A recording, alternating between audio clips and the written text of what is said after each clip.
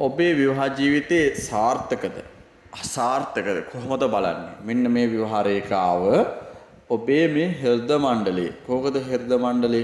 මෙන්න මේක තමයි හෘද මණ්ඩලය කියන්නේ. හෘද රේඛාව මණ්ඩලය නෙමෙයි හෘද රේඛාව මෙන්න මේක. මේ තමයි හෘද රේඛාව.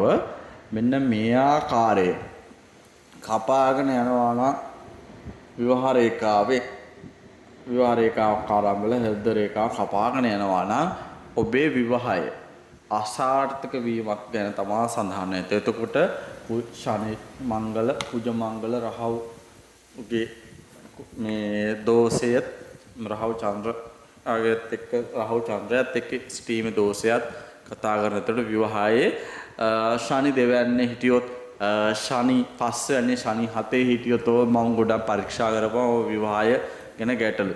එතකොට මෙන්න මේ කාලය හරියටම මෙහෙම රේඛාවක් දැක්ක පළියෙන් බය වෙන්න එපා. ඒ කුමන කාලයේද කියලා අඳුනා ගන්න ඕනේ. එතකොට ඒ කාලයේදී විවාහයක් වුණා. සමහරක් විවාහ රේඛා තියෙනවා ඊට කලින් තමයි කසාද බැඳලා තියෙන්නේ. පස්සේ තමයි විවාහය බිඳීම පෙන්වන්නේ. එතකොට මෙන්න මේ කාලේ සමහරක් අයගේ මේ කියන කාලය අපි කියමු මෙතන 25 25 ේදීම තමයි ආදරේ පටන් ගන්න තියෙන. ආදරේ බිඳීමත් පෙන්වලා තින්නේ 25 ේදී. එතකොට සමහරක් අයගේ 22න් පටන් 25න් මිදීම. එතකොට රේඛාව මේ තිබ්බ පළියෙන් නෙමෙයි. එතකොට රේඛා කියන්නේ වෙනස් වෙනවා නිතරම.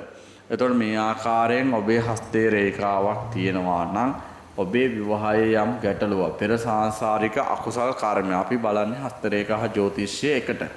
එතකොට මෙහෙම තියෙනවා නම් ඔබට පෙර ඉගියා දුකටපත් වෙන්න කලින් මතක තියාගන්න.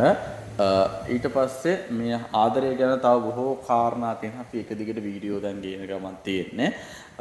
මෙහෙම තියෙනවා නම් මම ආදරය ගැන දන්න මං ඉගෙන ගත්ත හැම දෙයක්ම පොදුවේ කියා දෙනවා. එතකොට මේකේ යම් ගුරු මුස්තියක් තියෙනවා. ඒක නිරීක්ෂණය කළා තමයි හරියටම කියන්න ඕනේ. එතකොට බැලීමක් කිරීමක් සිදු කරගන්න මෙහෙම තිබ්බොත් ගැටලුවක් තියෙනවා.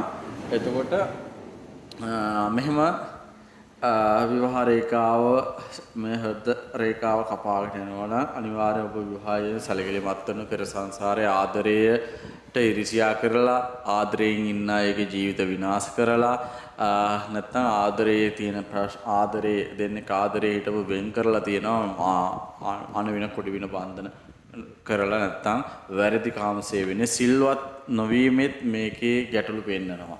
එතකොට කර්ම විශ්යන් 4-5 එකට එකතු වෙලා තමයි මේ ඔබට තීරණයක් නිර්මාණය වෙන්නේ. එතකොට මේ අපි දැන් හස්ත රේඛා විතරක් නෙමෙයි ජ්‍යොතිෂයෙන් තව ළඟ තොරතුරු ඔබ ගැන කියවෙන්නේ.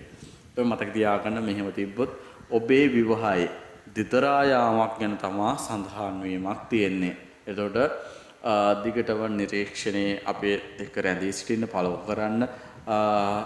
එතකොට ඔබට දැනුම අතින් සම්බන්ධ ඒ කියන්නේ දැනුම අතින් පරිපූර්ණ කෙනෙක් විය හැකි බව මේකේ සඳහන් කිරීමක් කරනවා.